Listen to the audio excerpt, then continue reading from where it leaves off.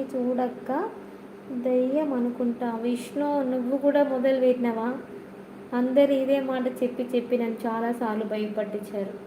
నువ్వు అలా అనకు తమ్ముడు. ఇంకేంటంటే ఛీ, నన్ను భయపట్టించిన వాళ్ళందరూ తమ్ముళ్ళే. చేదు ఏంటి తల బాదుకుంటున్నారు?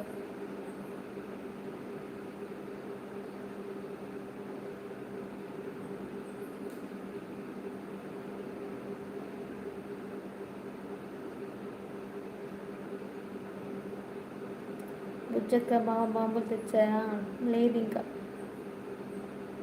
అక్క ఇప్పుడు కింద పోరా, ఎవరు లేరు. రే లైఫ్లో తిస్తారా సపరేట్గానే?